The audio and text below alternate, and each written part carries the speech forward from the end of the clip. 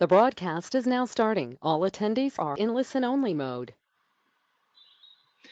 Good morning and a very warm welcome to you from Imperial College Business School for this, the second of our webinars on navigating the coronavirus crisis.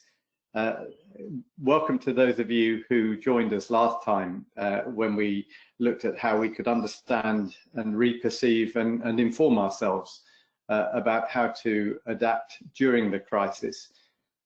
Today we'll be looking at how we reposition for success with a lot more knowledge now about what it looks and feels like to work in new ways. And we hope that you will participate with your questions. You'll find on your screen a slot where you can post your questions, and we'll be delighted to interact where we can and take those at the end. So let me introduce myself. I'm David Gann, Imperial College professor, and I will be speaking really from the point of view of the work I'm currently doing with the Department of Health and Social Care, and in the capacity as my role as the chairman of the Atomic Energy Authority. And in terms of repositioning for success, I have to say that there's been a very disciplined and well-prepared approach taken by my colleagues who are running the Atomic Energy Authority, and we may bring in a few of the pointers as to how they've reorganized during our discussion. I'm joined by my colleague Nick Turner, and I'll hand across to Nick to open up and introduce himself. Nick, over to you. Thank you, David, and may I add my own and welcome to everyone joining us today. My name is Nick Turner. I'm managing partner of Stratforma. We are a boutique advisory firm specializing in strategy and futures work. My own background is basically I'm a product of Silicon Valley and Wall Street before I moved into consulting, working in California and New York, then back to London. And was part of Global Business Network, GBN, who are pioneers in using scenario thinking as a way to think about the future. So I'm a strategist, I'm a consultant, and I'm also associate faculty here at the Imperial College Business School. My consulting practice now is focused on working with senior leaders across global organizations in the financial services, asset management, investment banking fields, as well as technology, energy, and government. And in fact, Dave and I first started working together on something called the London Enterprise Panel, which was an advisory board for the Mayor of London, a chap called Boris Johnson, who some of you may well have heard of. So that's my background, and hopefully some of the skill sets and experience that we can bring to bear to the seminar today. As David mentioned, we ran a first webinar back on April 29th. Which was largely focused on using scenario planning as a way to think about what may come in terms of the future and how to be better informed, reperceive what's coming, and ultimately be better prepared for uncertainty. Below the bottom of the slide, you can see somewhat unwieldy, unfortunately, URLs to a replay of that webinar, both on YouTube as well as on the Imperial website. I'm not sure that makes me a YouTuber now, which would make my teenage children very happy. But anyway, the replay is there to go back and look at. We did a couple of weeks ago. Today, however, as David's mentioned, we're very much more focused on how do organizations actually reposition, pivot, and respond to the current environment, looking at now to the next 6-12 months or so, and very much about building a greater level of strategic resilience. And when most academics, when most business people talk about resilience, we talk about it at, I think, 3 different levels: strategic resilience at a sort of organizational level, operational resilience, and also personal resilience, all of which are important. But I think the one we're focusing on today is very much about strategic resilience. So without further ado, let's get going. Listen, I think we're all aware that we are living through quite extraordinary times that also are having extraordinary impact on the world around us. And on the slide here, we've just picked out 4 examples that illustrate how the world is being disrupted and dislocated. The first one simply looks top left at the what's been happening to the stock markets around the world. We had the initial plunge in March, and then a bounce back in April, which is interesting, and we'll perhaps talk about this a little bit later in terms of the disconnect between Wall Street and Main Street, and why that's happening in terms of what's happening with the wall of money that's available in the markets at the moment. Top right, the second indicator there, we're looking at very depressing news that's coming out of the US, but also other major economies around the world in terms of people losing their jobs. And the headline here, as you can see, is that 33 million people in the US have now filed for unemployment benefits in the last 6 weeks alone. That's about one in four workers in the US now filing for unemployment. So really quite dramatic and stressful events happening around the world. Thirdly, bottom left, you can see what's happened to oil price as an indicator to the global economy, both impact in terms of lowering demand, but also, of course, the price war that happened between Russia, the Saudis, and the Middle East. And this is an indicator for Brent crude. You would have seen for West Texas Intermediary, prices actually went negative as people had nowhere to store the oil glut that was being produced. And then finally, bottom right, we're all moving online as we are now, and we're seeing a dramatic uptick in using online technologies and meeting technologies. And here we've picked out the stock price of Zoom, which is one of the more popular platforms that people have been using, and they have seen their average daily use go from about 10 million users a day to 300 million users a day. Now, whether this is a structural shift in terms of moving online and people no longer business travel, etc., I don't know. It's too early to tell, but we'll come back and revisit Zoom as a phenomenon, I think. But of course, the impact hasn't just been economic, and so I'll hand back to David just to talk a little bit about some of the impacts we're seeing on the global stage. David. Thank you, Nick. Yes, of course, and many of us have been enjoying a breath of literally fresher air over the last few weeks as travel has been curtailed and industry is shut down. You may have seen the map of air pollution over Milan, where twice the number of people lost their lives in the coronavirus there because the connection to air pollution and respiratory disease that causes. And one of the concerns now is how we come back out of the crisis. The graph shows us an extraordinary reduction in the consumption of coal in China.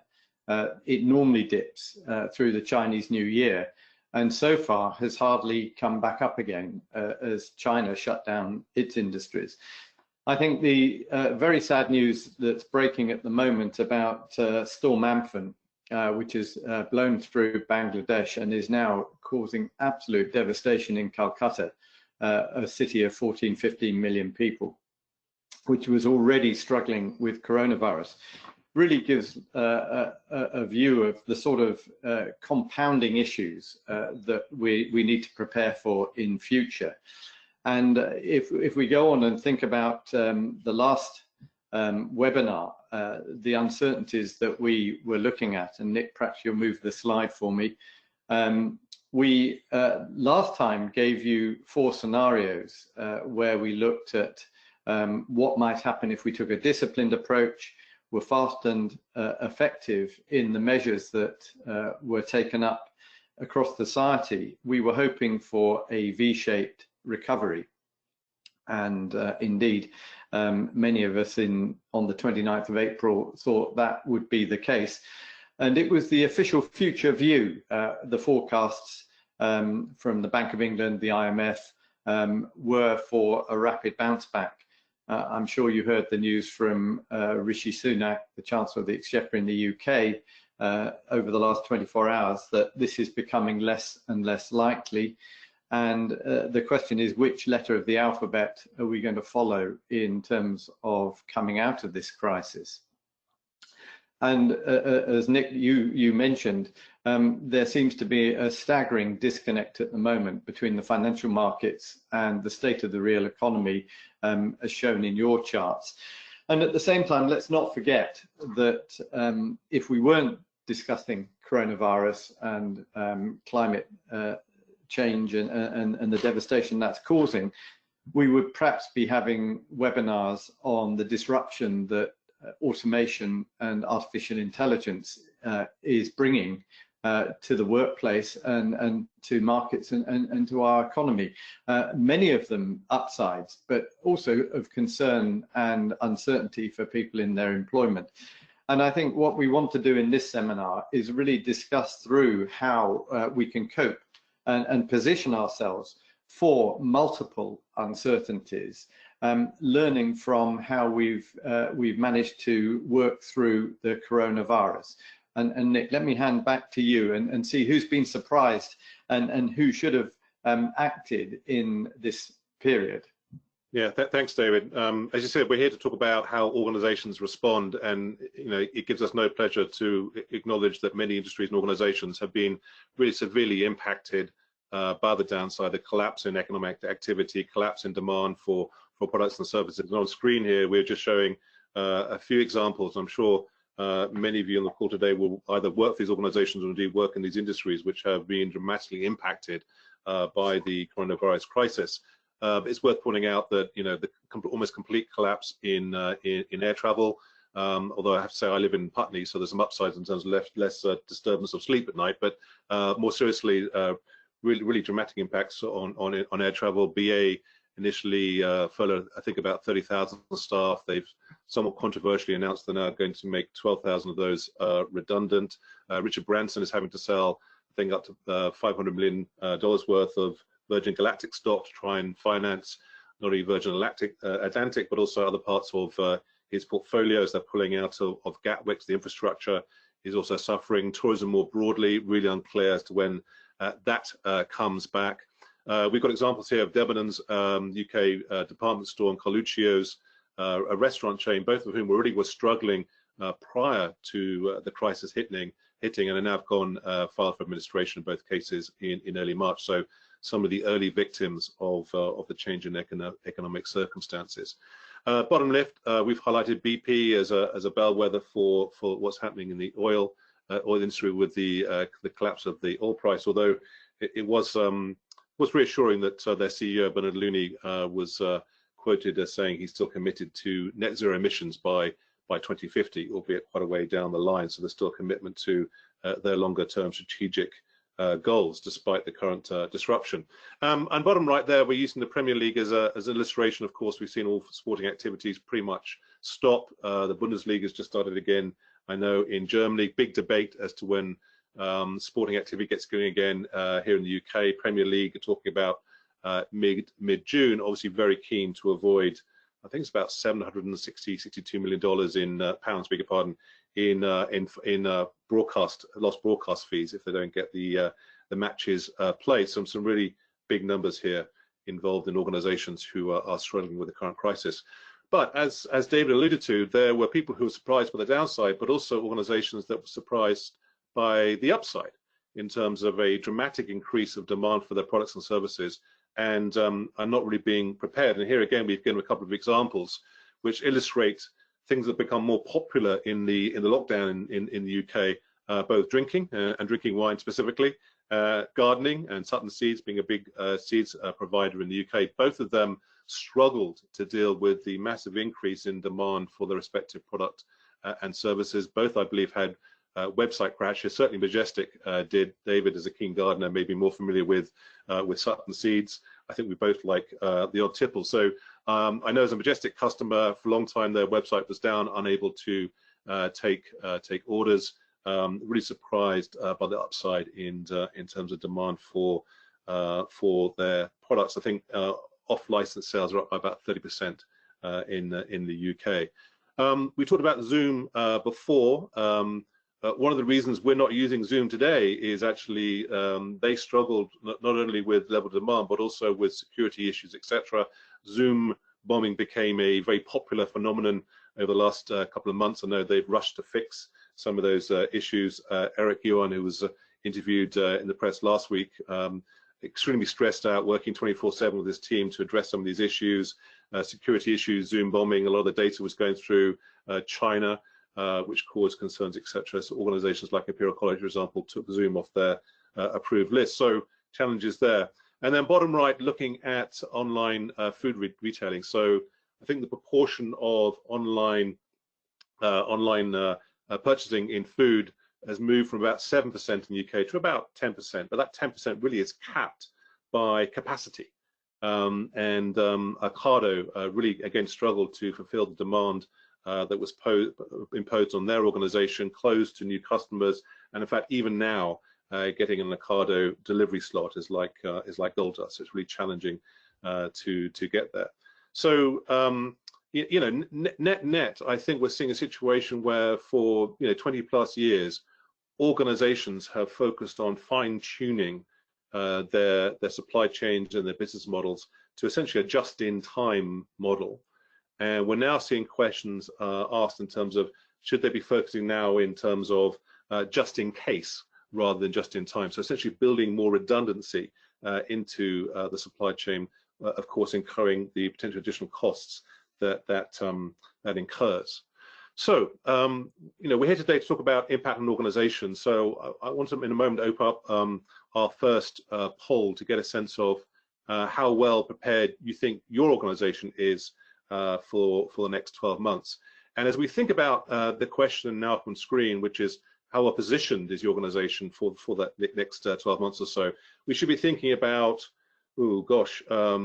meeting changing customer demands and needs. How does that impact your value proposition? How does it impact your employee proposition, both in terms of the ability to work from home remotely, but also going back into work as unlock starts to happen? What does it mean for your real estate footprint? What does it mean for your digital footprint, your ability to scale, et cetera, et cetera? So think about all those issues which your organization is currently facing, and then let's open up the poll here and take a look at what you think should be how well positioned you are.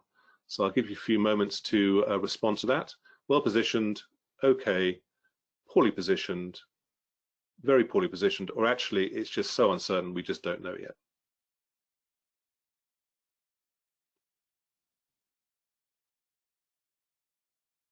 Okay, about half of you have voted. I'll give you a couple more moments just to reflect and give us your response.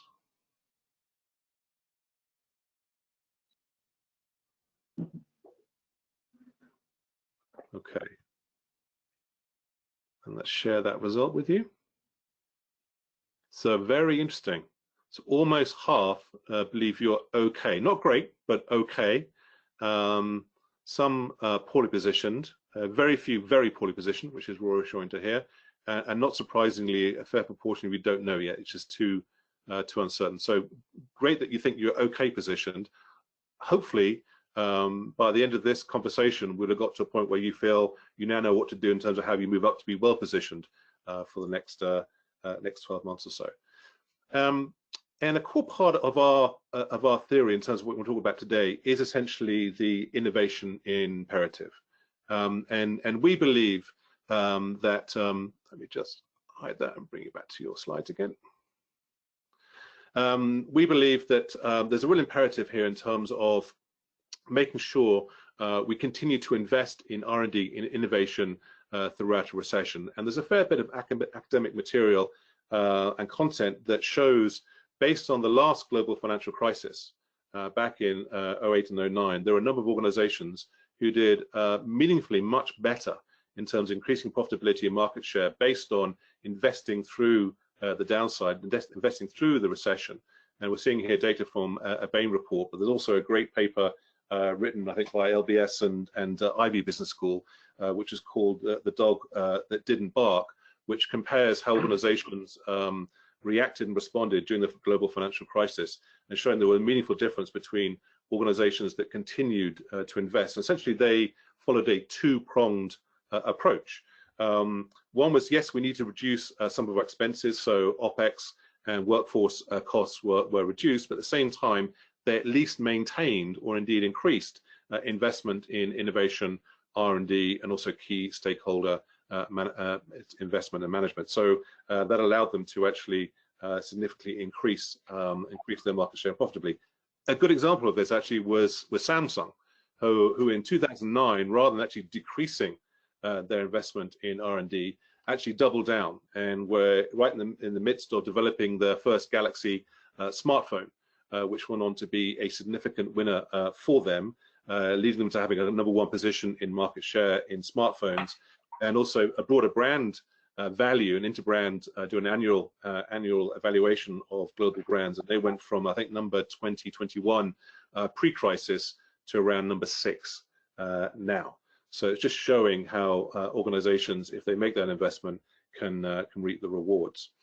But we also want to talk about how we can now apply this to your organization, and David and I have evolved a model, a series of capabilities which we believe organizations can pursue to actually affect greater impact and success in a time of uncertainty. So David, why don't I hand back to you, and perhaps just talk us through some of the academic theory and the model behind this. Thank you, Nick. Just before I introduce this, let me just pick up on a question from Jim Newton. He asked a very good question. Which of the companies that we showed that were surprised by the downside had underlying problems that have been exposed by coronavirus, and which ones were healthy that have been caught out by it? It's a very, very good question.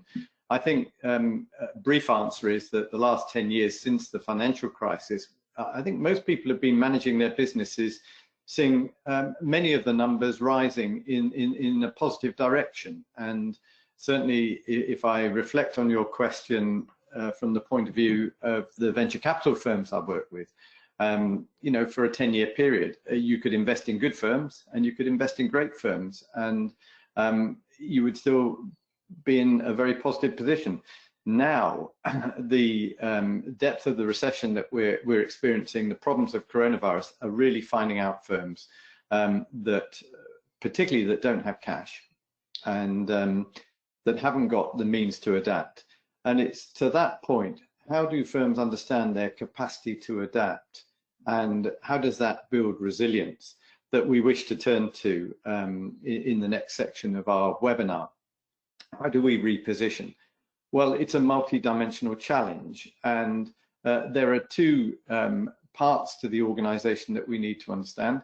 First of all, those bits that are structural, the pieces that we've invested in, the systems, the mechanisms, the business model that may be quite fixed because of supply chain and customer relations and so on. And how much of that hardwired system, which enables business on the good days, is ready and resilient for the sorts of shocks that we've just experienced. The IT systems, perhaps, that were overloaded and couldn't cope with the increase in demand that Nick pointed to.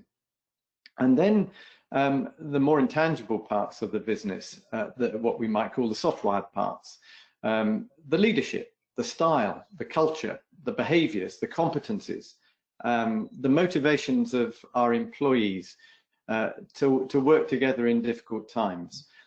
Those typically are the parts of the organization that distinguish one from another in a competitive marketplace.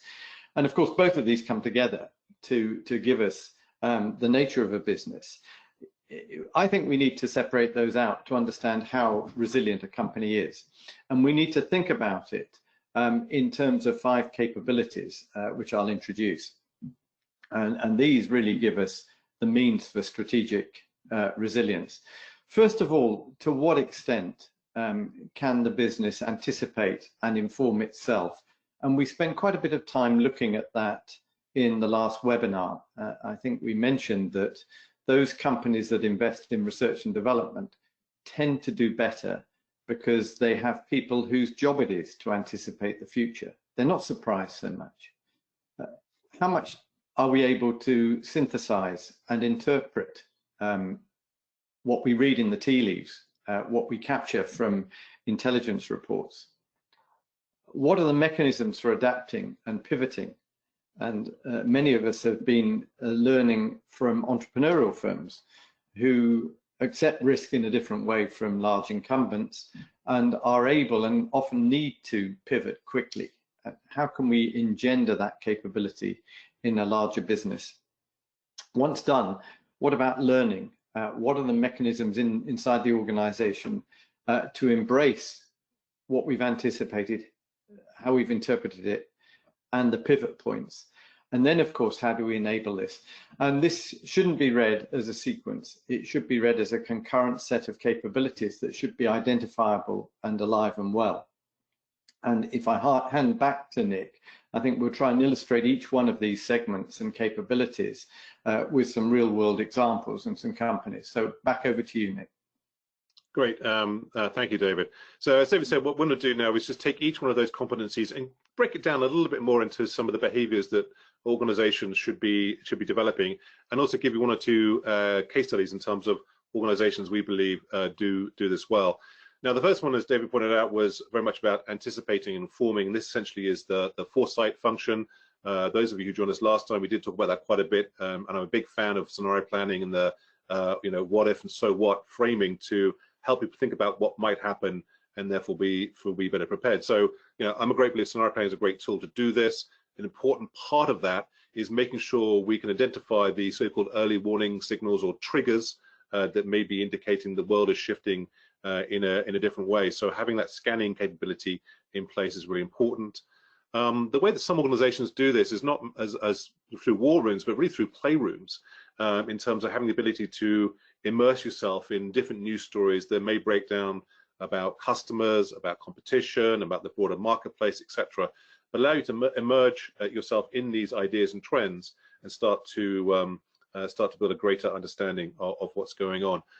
Important part of this also is challenge, is making sure you're getting perspectives from outside your core organization, from external people, maybe academics, maybe consultants, maybe competitors, maybe even clients. So to help you understand in terms of what's going on in your future marketplace. So looking for those sort of non-traditional sources.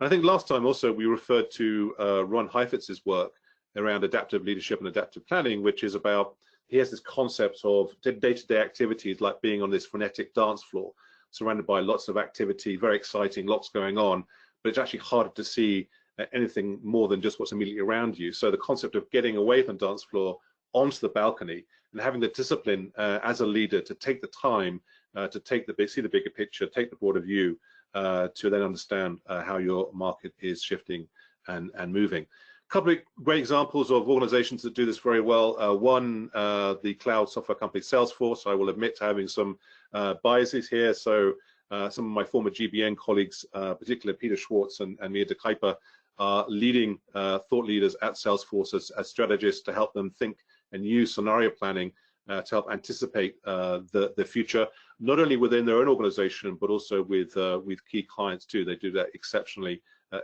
well through frameworks and webinars and so on. Secondly, also, of course, Tesla, with a visionary leader, and Elon Musk, who I would also depict as not someone who also wants to see the future, but also create the future, and has a very clear view on what he wants to create. And obviously with Tesla, it was very much about electrification, but creating very desirable cars that were electric, autonomous, obviously self-driving, and moving to that situation, different ownership models, which of course may shift given the current crisis and willingness to share physical objects with people at the moment, but nonetheless a longer term trend around ownership shifting and changing. And of course he has a whole portfolio of innovative initiatives around SpaceX, Solar City, Hyperloop, etc. So two organizations that we see using this ability to have foresight and look around corners into the future. Of course, having that insight, having that foresight is very important, but then you need to be able to interpret it and turn it from foresight into insight. And this is very much about interpreting the signals that are coming through, looking for the signals in the noise, the ability to connect multiple data points, make sense of those, have this sort of test and learn mentality, which is having a hypothesis and looking at then how do we test this, how do we make sense of this. The key thing also is applying multiple lenses, so looking at issues from different perspectives to gain new insights. That can be enormously helpful. One example I want to give here is a company called CK Delta, and I know Jim Newton is on the line from CK Delta, so if I get this wrong, I'm sure he will admonish me to no end. But him and his colleague Jeff McGrath set up CK Delta about 18 months ago, which is the data analytics company within the CK Hutchinson group, and they are much focused on integrating data from multiple sources to help make better decisions about the immediate future, both within their internal group and network of organizations, but also with external clients too.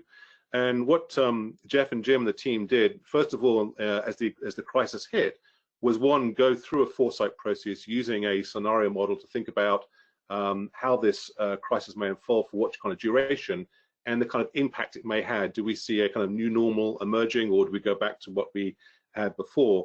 Their core view was this was going to be longer and have a more dramatic impact. And so they started to reevaluate and get some insights in terms of what that means for their value propositions. One of the key services they provided was out-of-home advertising, in terms of helping companies to decision where to position their billboards based on footfall and traffic, etc., and mobility of potential customers. They realized, as that market was collapsing in the crisis, there are ways to redeploy those skills and capabilities to actually help with the response to the coronavirus crisis. And they started partnering with Oxford University and the UK government to help them to monitor movement, to anticipate where there may be pinch points and potential issues as far as responding to the health crisis. And secondly, also from a commercial perspective, working with their in-house mobile network firm 3 is helping them to come up with a much more real-time commercial value proposition around data roaming. As those traditional models broke down, people weren't moving around as much before. How do you actually start to develop a more real-time commercial model to charge for data roaming? So a good example of anticipating and then also understanding some of the insights that come away from those insights. And now we're starting to move into the sort of next phase, which I'll hand back to David, which is about how do you then adapt and pivot your value proposition in face of those changing circumstances. So David, back to you. Yeah, thank you, Nick. And just to let colleagues know that we're picking up your questions, and we will return to some of these at the end of the session and come back to you with some answers. One or two of them have been about what can we learn from small businesses and what are the differences between being resilient and adaptive in a large business. And we've already mentioned that we can learn a lot from entrepreneurial firms. And one of the things is how one reframes and repurposes the resources of the business. Entrepreneurs very often find themselves hitting a crossroad where it's all or nothing. They have to move in one direction or the other, or they lose the business. And they listen very closely to the customer and the marketplace on that. And I've had the pleasure of working with two, DNA Nudge, which is a testing consumer test for nutrition, using a lab on a chip, using the first DNA lab in a little USB stick, that 9-10 weeks ago started to redeploy to test for the coronavirus. And within a 9-week period, it built a medical diagnostics company, and it got that approved through the medical approvals process in the UK to be used in the NHS. It was an extraordinary pivot, which challenged the company because, of course, the robustness with which it had to work was in a different order given the regulations.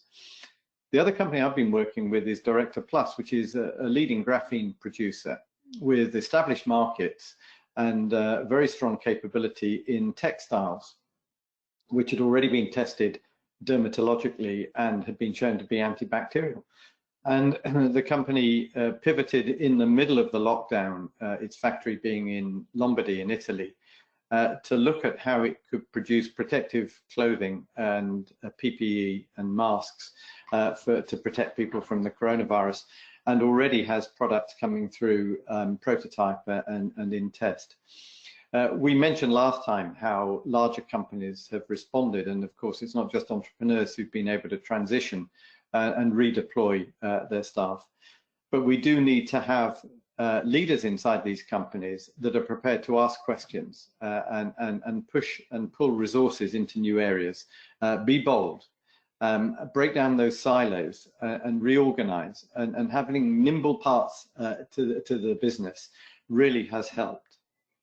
Let me move on then to how some of those companies have embedded these attributes and been able to learn and embrace the future as uncertainties move across the business. Well, the first message that we have is to be humble. You know, we could run off a whole stream of quotes, such as Watson, when he was the chief exec of IBM, saying he couldn't imagine a world for more than 5 computers. And I think having some humility about what one can and cannot think about in times of crisis is a sign of good leadership. And it also embraces the aptitude that we need to see across organizations to learn. We know that experimentation and lots of small experiments, learning fast, is important. And transparency, reward, and the ability to learn from feedback, to conduct post-mortems. BMW really has that in its DNA, you know, from its symbol as the propeller of an aero engine, which, you know, the company was set up to make, to its transitions into electric vehicles today. It would not have moved into so many different opportunities had it not had the ability to experiment and learn quickly and promote cross-functional collaboration in new areas of technology and engineering inside the business. So we can take those lessons and we can apply them to almost any business in any sector, and that's what we're encouraging here.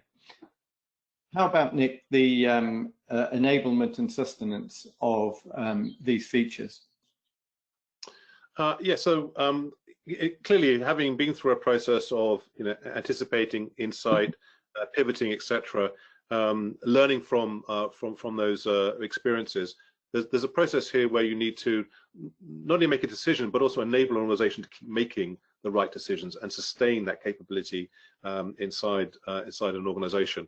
The example we've called on here is the Netflix story, which I'm sure many of you will be familiar with, but it is quite an extraordinary story. I'm sure many of us on the call here are also customers of Netflix.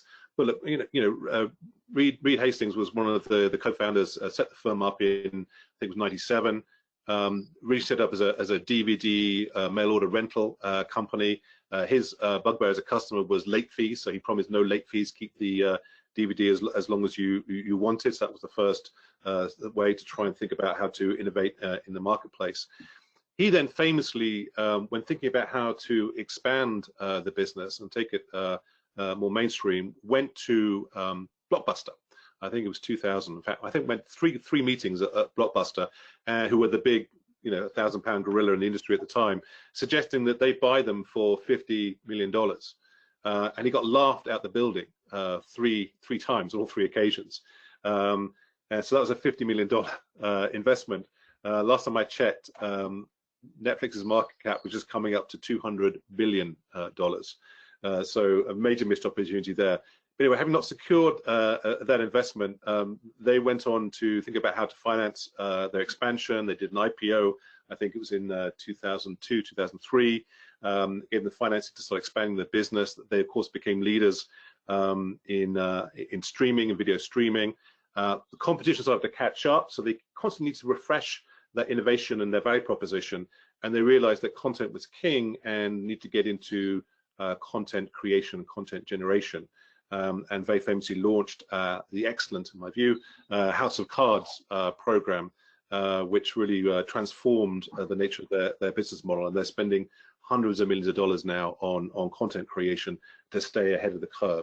So, how are they doing this? Well, Netflix, they have a very strong culture, very explicit and transparent culture. And in fact, you can read all about it on their website. They've got a list of their kind of core values that they very clearly articulate to potential new employees.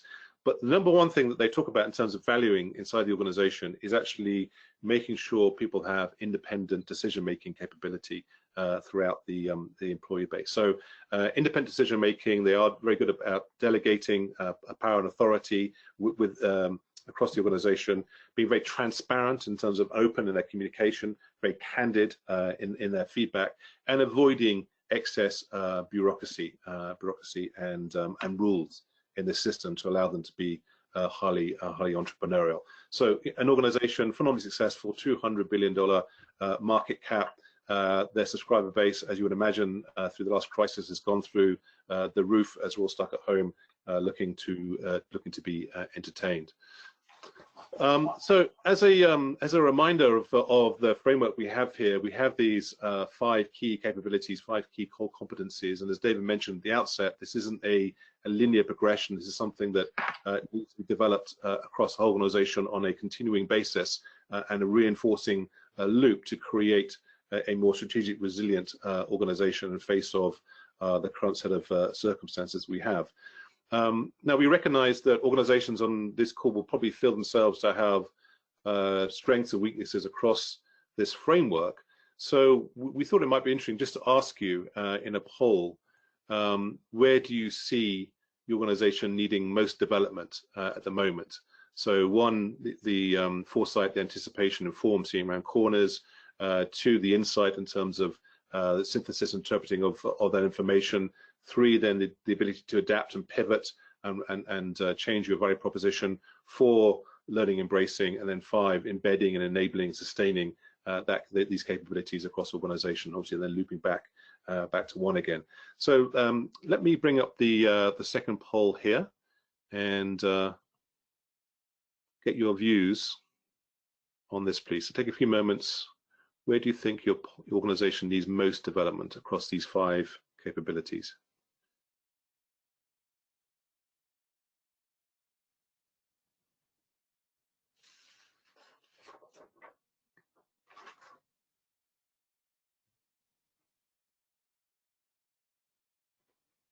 About half of you have voted. A couple more minutes just to get the final answers in.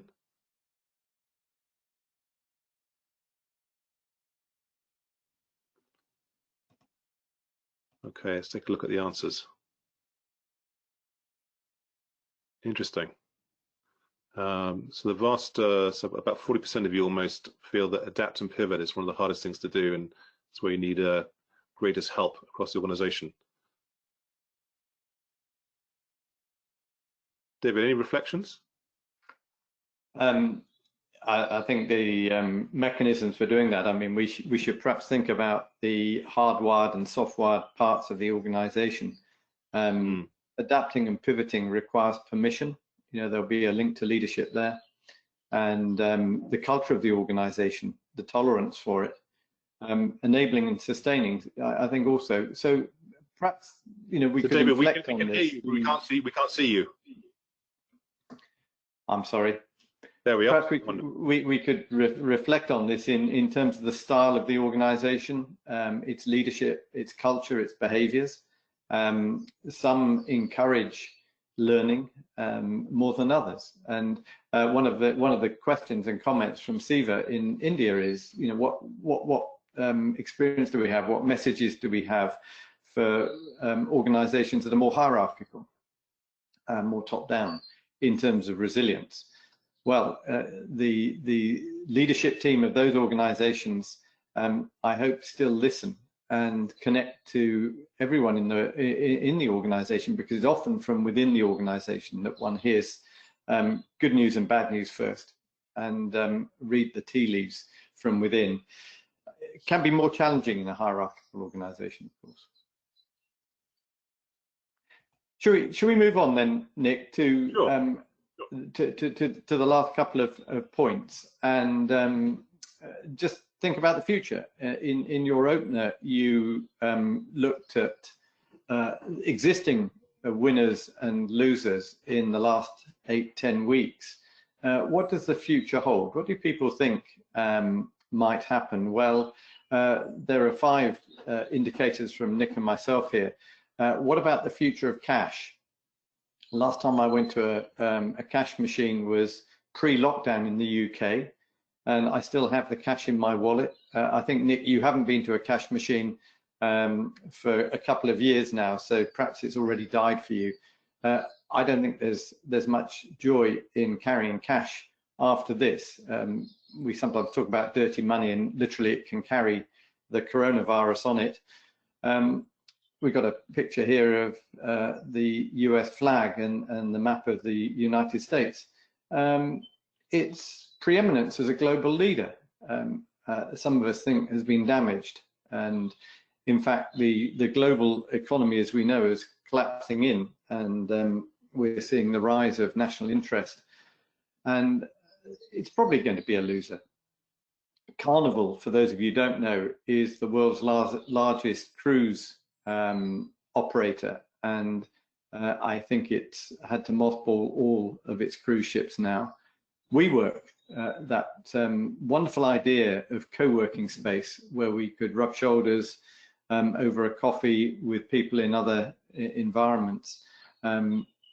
When's that going to happen again? And how are we going to see the use of property, particularly office and commercial property in future?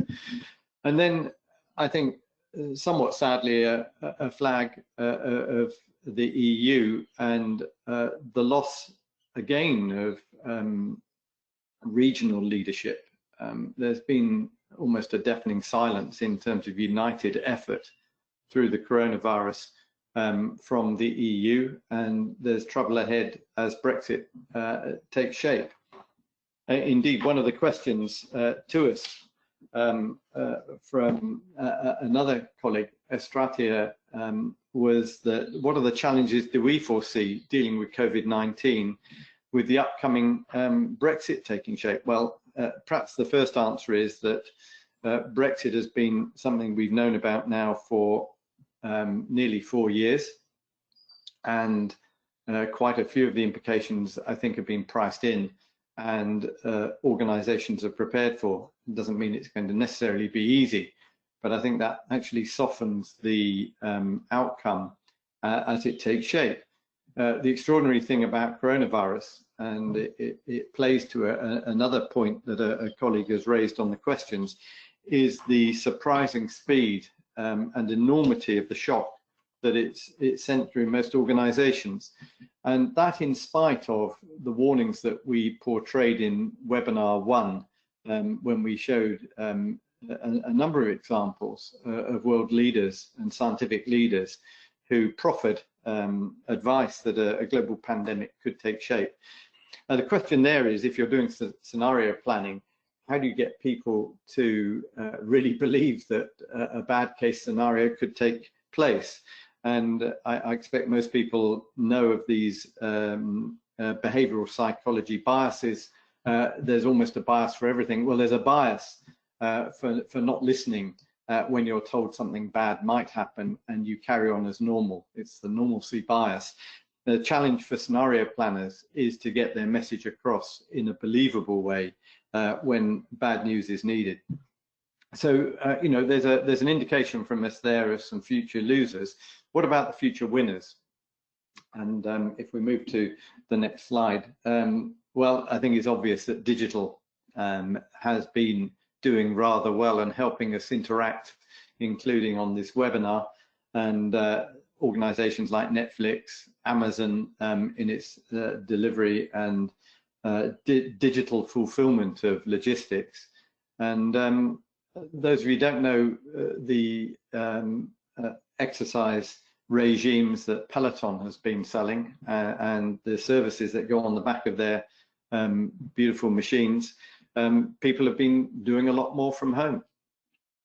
What else are we supposing here? China. Well, I think without coronavirus, we would have China on this map in terms of its growth as a world leader, as a world player in the economy. And it already has come out of many of the strictures of coronavirus, and the economy is getting going again. And others will connect to it. Robert Eames from Australia asks a question: given that coronavirus hit Australia less than in some other countries, will it bounce back more quickly? Well, I hope you do in Australia, but your economy is deeply connected to the Asian marketplace, and I hope you bounce back, but without selling so much coal, which will then be burnt and cause us climate and environmental problems that the rest of the world is still struggling with. So I think the answer there is that yes, China and Asia, but we are in still an interconnected world, and we have to understand what we can do in global supply chains.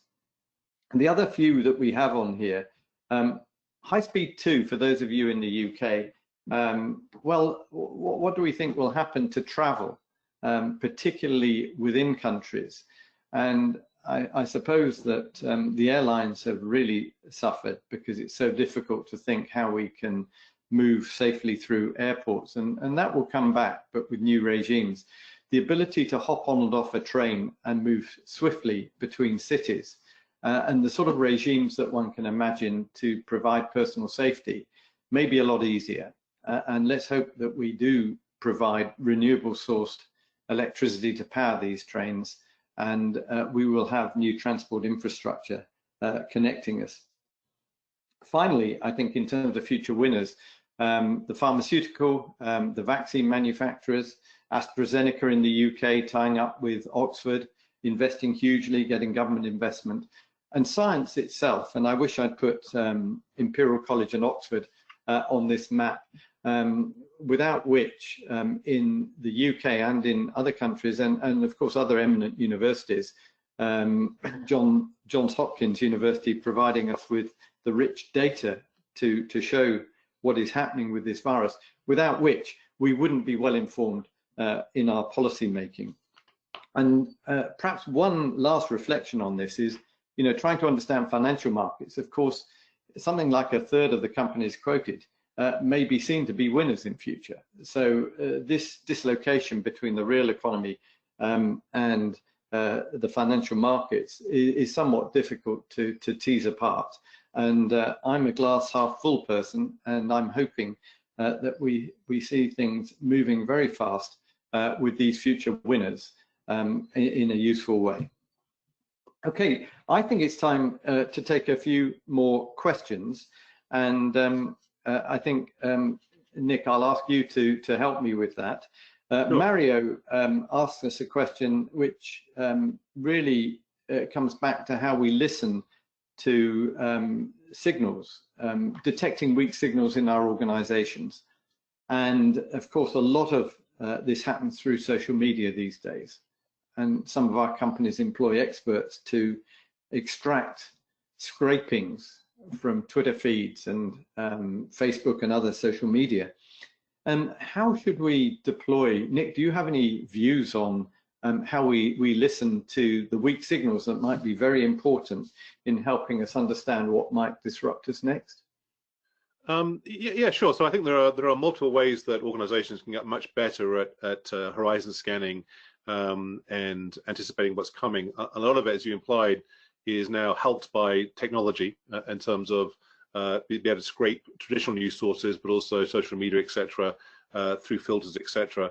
If I'm brutally honest, I'm also a big fan of something called a newspaper, which allows you actually to see things you aren't necessarily looking for through any choose your newspaper of choice, but it allows you to see news created in a way where you don't necessarily get just what you're looking for through filters, etc., but allows you to see adjacent news stories. So absolutely use of technology, making sure you're getting access to information sources which are outside your normal areas of interest, going to industry events, going to non-industry events, getting non-traditional data in, etc. There are research firms who package up some of these foresight horizon scanning capabilities too, which you can subscribe to and do a very good job of that. So really the lesson here is think very broadly, think diversely, challenge your own sense of where do I get information from, and then also share it with others. And we talked about having these concepts of playrooms, literally physical spaces where you place up news stories, items, events, etc., and start looking for connections and interesting ideas. But sadly, from my experiences, most organizations do underinvest in that capability. So I would certainly urge people to think about how you can up.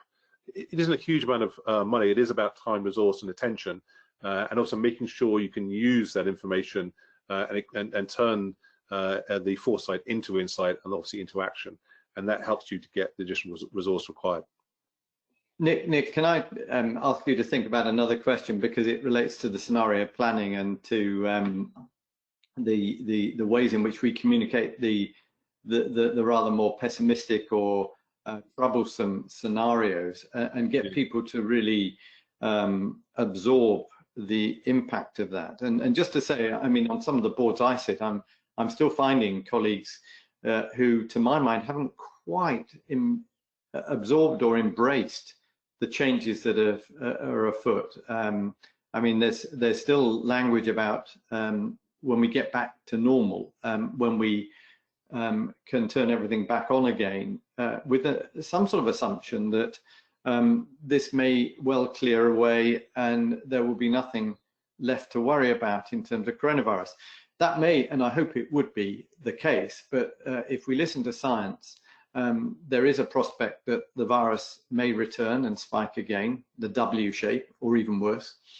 And there may be other things that come into play that cause us huge disruption, not least the aftermath of the recession that we're causing ourselves, and the consequences of Brexit, which will be disturbing to some businesses. So how do we get people to really focus on some of those troublesome messages, Nick?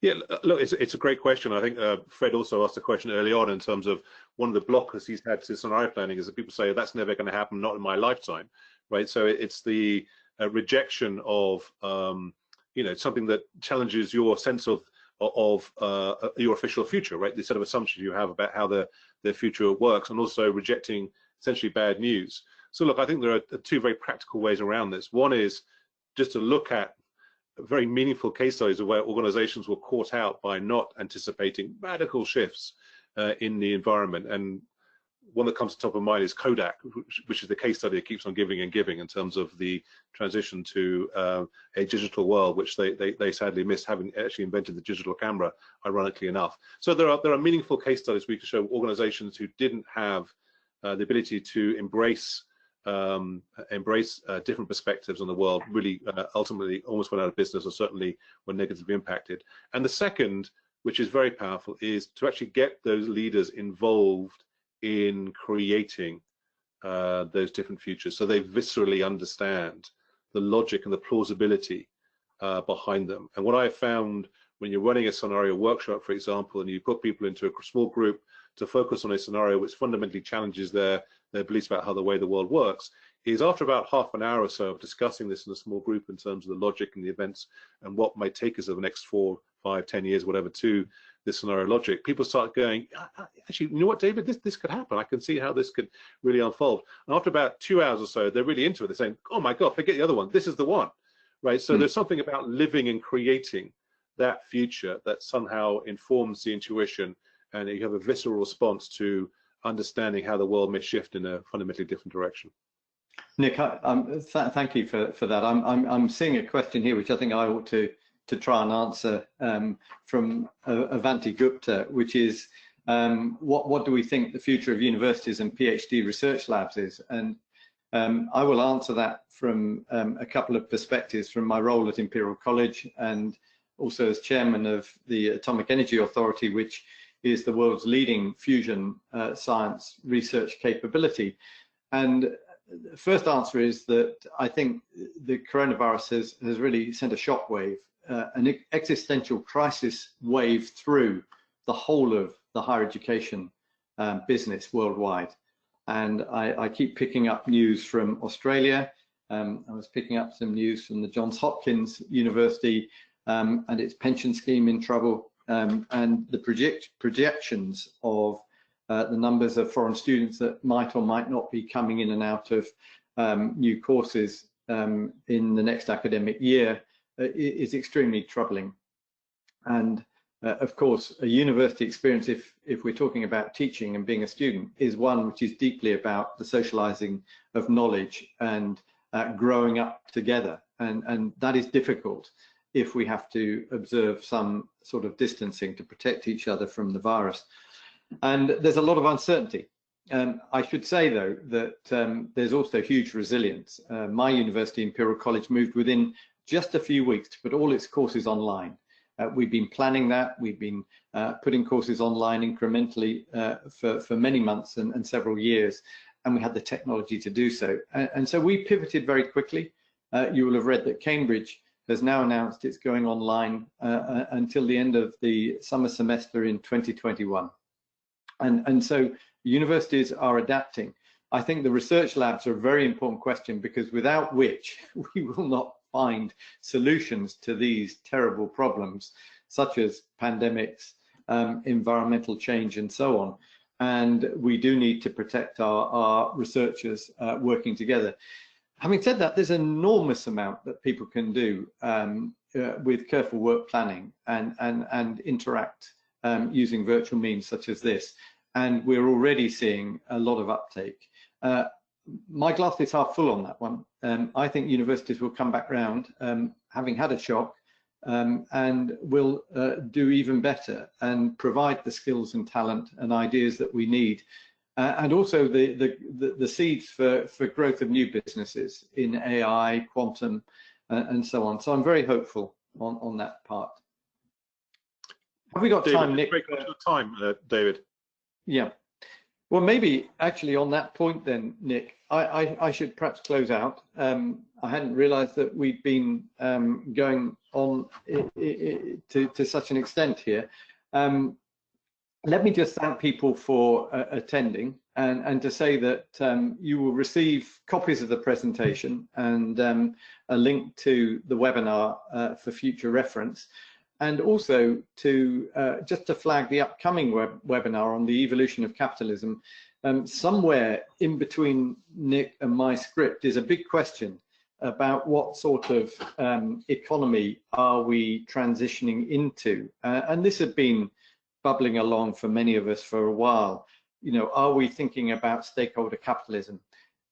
Are we thinking about a more socialized form of interaction in markets?